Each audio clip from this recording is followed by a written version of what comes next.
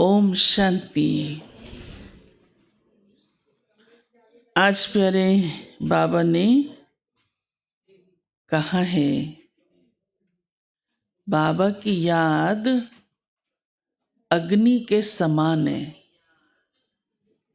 इसीलिए योग को अग्नि कहा गया है। क्यों?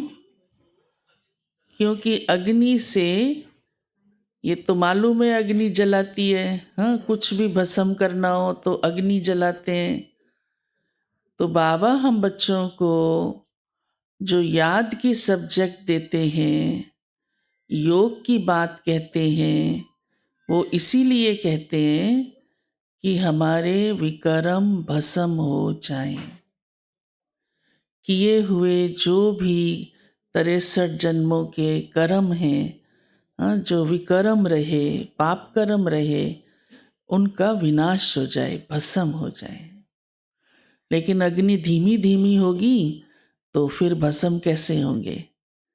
कोई चीज़ पकानी हो तो कहते ना, इसके लिए इतना टेम्परेचर चाहिए। अभी वो बीरबल की खिचड़ी की मिसाल नहीं बन जाए ना, कि उसने मोमबत्ती तो जगाई नीचे, हाँ, अग्नि तो जगाई नीचे और हांडी रख दी बहुत ऊंची टांड पर, वो पकी नहीं। हाँ, सुनी होगी ये कहानी। तो बाबा भी हम बच्चों को अलर्ट करता है कि आपकी याद ऐसी हो जो आपके विकर्म विनाश हो जाएं। और एक बाबा की याद से ही ये संभव है। अगर कनेक्शन ठीक नहीं होगा मन का, बुद्धि का, तो वो अग्नि का काम याद कैसे कर सकती है? तब बाबा हमें बार बार याद कराता है कि बुद्धि सिर्फ एक मेरे साथ हो। इसलिए आज बाबा ने ये भी कहा है कि इन आँखों से जो कुछ भी देखते हो, आँखों से तो सारी दुनिया दिख रही है ना, क्या नहीं दिख रहा? हाँ, सारी दुनिया दिख रही है। अच्छी चीज़ें भी दिख रही हैं, ख़राब चीज़ें भी दिख रही हैं।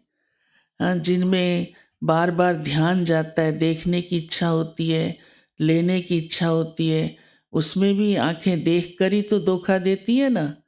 हाँ, देखा और धोखा आया, मन ललचाया तो बड़ा नुकसान है। फिर योग पावरफुल नहीं हो सकता। तो बाबा कहते दिखाई देंगी, परंतु आप जैसे कि देखा ही नहीं। जब ध्यान नहीं होता तो देखा ही नहीं होता। काम की बातों को कह देंगे देखा ही नहीं, ध्यान ही नहीं रहा।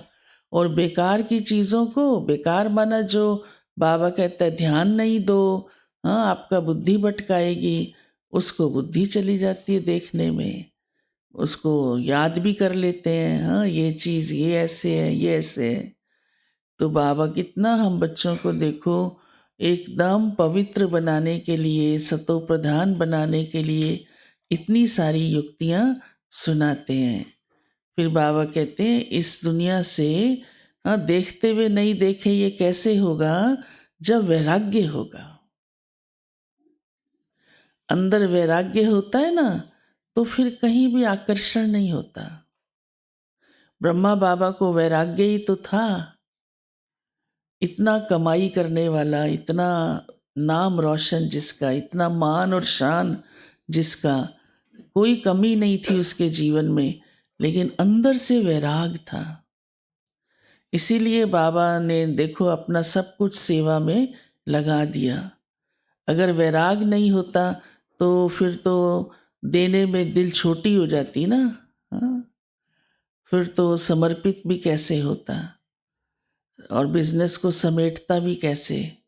संबंधों को भी एकदम भुला दिया बाबा ने, और उसको भुलाने की कितनी मेहनत की, सबको आत्मिक दृष्टि से देखा। तो ये वैराग की ही निशानी है। तो वैराग से ही ममत्व निकलता है। वैराग अंदर का होता है, कोई बाहर की बात नहीं है कि जंगल में जाके बैठ जाए। परंतु खाते पीते चलते फिरते कहीं पर कोई आकर्षण नहीं होना चाहिए। न वस्तु, न पदार्थ, न व्यक्ति, न तेरा, न मेरा, हाँ, संबंधों में नहीं, कहीं भी नहीं। तो योग पावरफुल होता है, अग्नि के समान, और विकर्म विनाश हो जाते हैं। इसीलिए ब्रह्मा बाबा इतनी जल्दी संपूर्ण बन गए ना, इतनी जल्दी, क्योंकि योग ही ऐसा किया अग्नि के समान।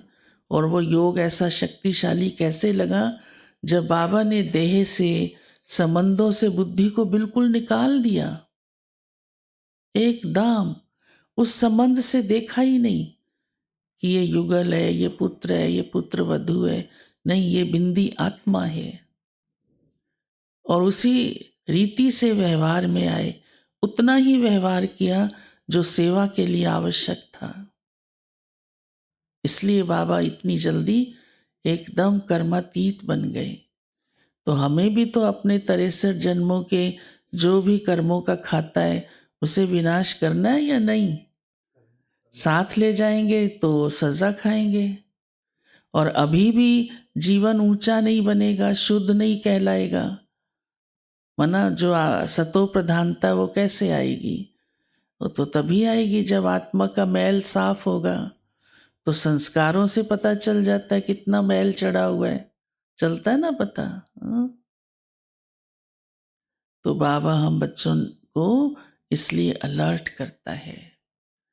फिर आज विशेष बात बाबा ने कही है कि आप पुण्य आत्मा बन रहे हो, तो कौन सी बात का ध्यान रखना बड़ा आवश्यक है, और अक्सर उसमें चूक जाते हैं। तो बाबा ने कहा है, पाप आत्माओं के साथ लेन देन मत करो, कर्म का खाता बन जाएगा। हाँ, जिनके ऊपर आपकी जिम्मेदारी है, आपके ऊपर जिनकी जिम्मेदारी है, उनके साथ निभाओ, उनके लिए कमाओ, उनको खिलाओ, वो भी कायदे से, लोभवश नहीं, मोहवश नहीं। उसमें भी फिर हिसाब बनता है। और सारी दुनिया तो पतित है, फिर कई शान शौकत के लिए दिखाएंगे, कमाएंगे, लाएंगे, फिर उनको देंगे, हाँ मेरा नाम हो, उधार भी ले लेंगे, फिर क्या क्या चलता है। तो वो हिसाब कड़ा बन जाता है।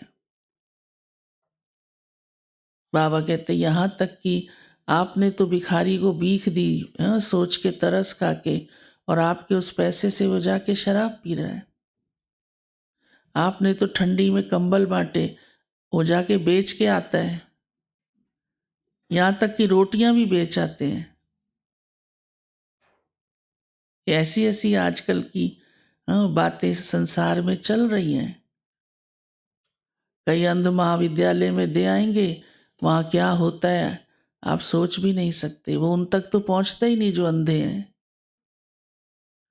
तो ये बाबा हम बच्चों को अलर्ट करता है। और आप भगवान के बच्चे बन गए, आपका तो एक एक मिनट और एक एक पाई बहुत वैल्यूएबल है, साधारण बात नहीं है। और इतनी मेहनत से की हुई कमाई पाप आत्माओं में चली जाए, क्या होगा? सोचो। तो बाबा ने हमें बचाया है, सेफ किया है। तो सारी बातों का ध्यान रखकर चलना बहुत जरूरी है।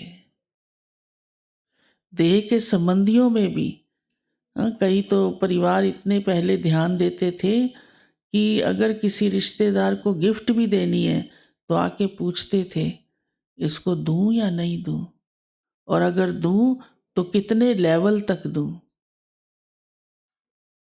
हिसाब बनता है ना, क्योंकि उन आत्माओं से आपका खाता बन गया, अकाउंट बन गया। समझ लो। तो आपको रिटर्न में क्या मिलेगा? कुछ नहीं। थोड़ा बहुत देना पड़ेगा, क्योंकि कर्मों का खाता तो चलता आत्माओं का, अभी भी चलता आ रहा है। तभी तो देखो कई आपको सुख देते हैं, कई दुख देते हैं। पिछला खाता है ना वो। आप दे रहे हो सुख, आप उसका ध्यान रख रहे हो, आपने उसको नीचे से ऊपर उठाया, और वही आपको दुख दे रहा है, वही आपका अपमान कर रहा है। तो ये समझ के चलना है कर्मों के हिसाब को ना।